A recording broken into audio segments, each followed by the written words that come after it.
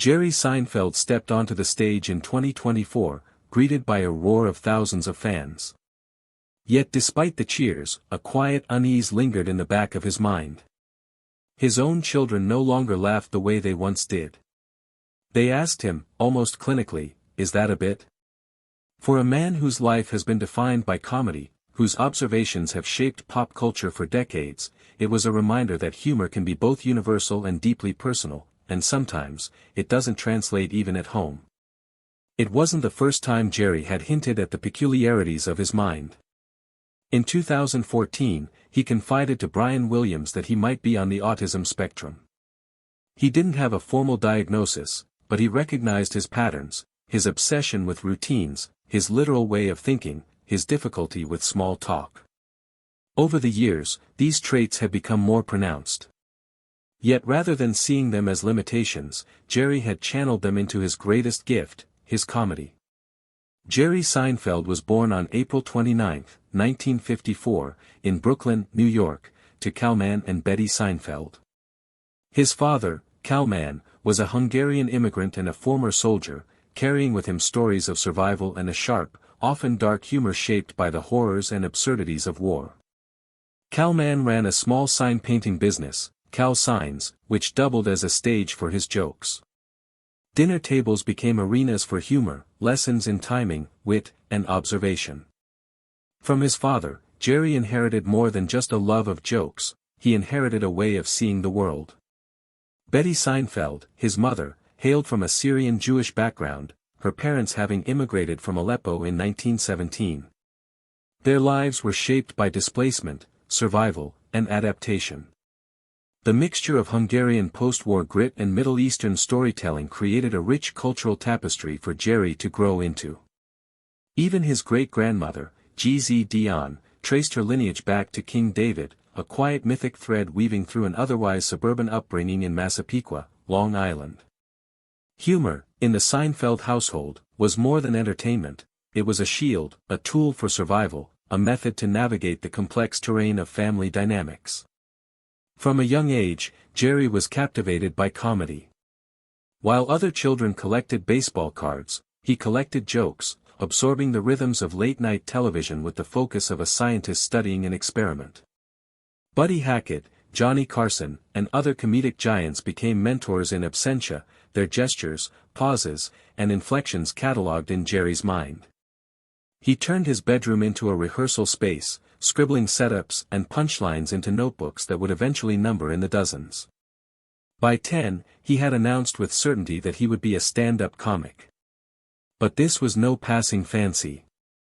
Jerry approached comedy with precision, practicing in front of mirrors, adjusting timing, refining word choices, and testing jokes on himself long before an audience ever heard them. High school only intensified his dedication. At Massapequa High, he joined the drama club but quickly grew bored with scripts. Instead, he improvised lines, inserting them into serious performances, sometimes drawing irritation from teachers but laughter from classmates. His first real taste of live improvisation, the thrill of spontaneous comedy, became addictive. Summers in Israel exposed him to a tapestry of human behavior and cultural collisions, moments of tension, misunderstanding, and absurdity that would later form the backbone of his observational comedy. By 1974, Jerry enrolled at Queens College, seeking proximity to New York's comedy pulse.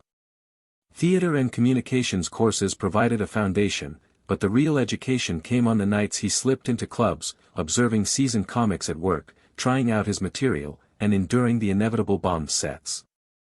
Airline food jokes fell flat, dormitory refrigerator quips went unheard, yet he persisted. His yellow legal pads, thick, bulging with rewrites, were proof of a meticulous, almost obsessive approach to craft. For Jerry, comedy wasn't about instant applause, it was about clarity, observation, and perfection in the delivery of truth, no matter how small the detail. In 1976, Jerry began performing regularly at New York comedy clubs, including Catch a Rising Star. Life was modest. Some nights he slept on friends' couches, scrounged for money, and faced the uncertainty of a fledgling career. But the struggle shaped him. His comedy relied on subtlety, timing, and observation rather than volume or vulgarity, a style that was quietly revolutionary.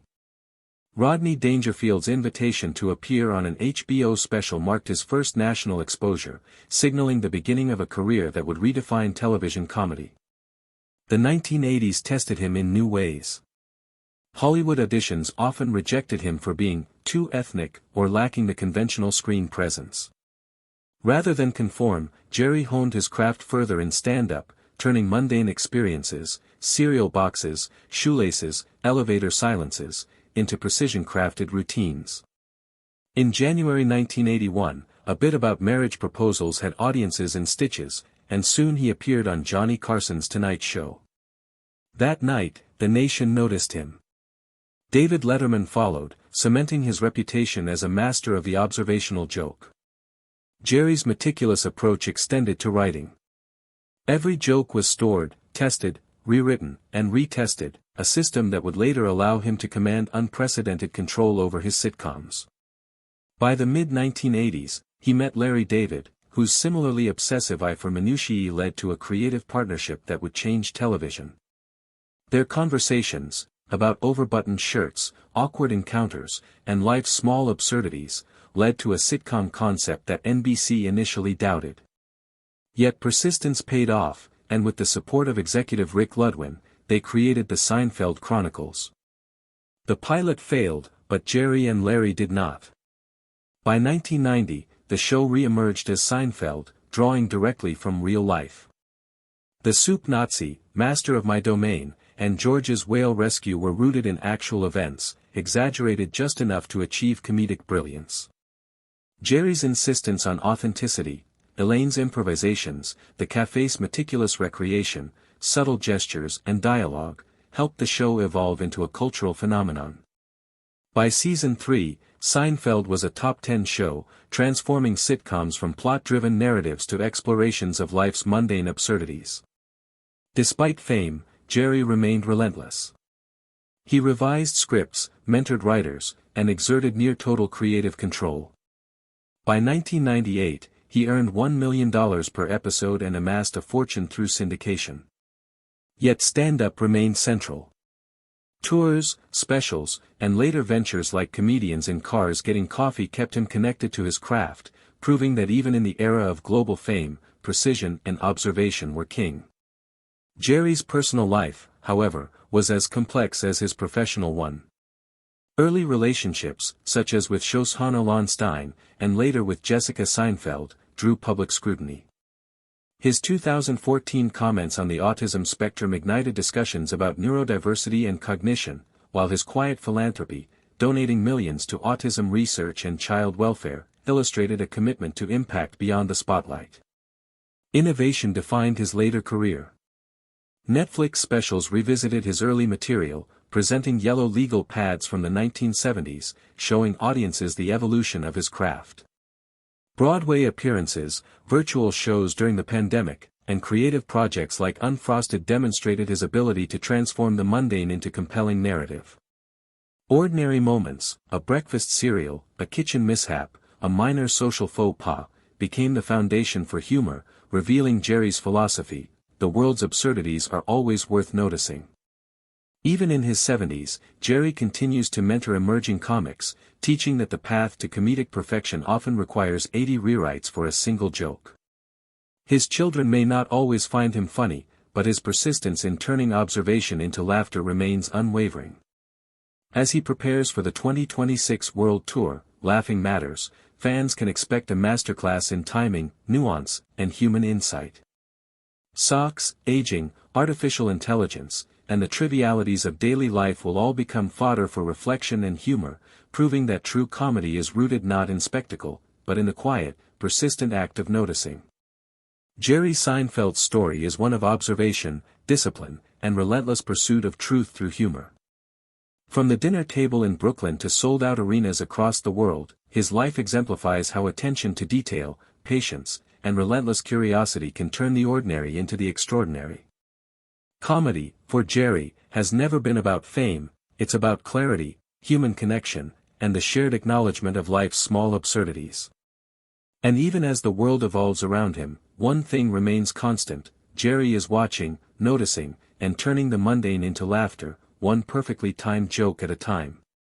If this kind of story touches your heart, if you're someone who cares about truth, responsibility, and speaking up for the voiceless, please like this video, subscribe to our channel and share it with someone who should hear it.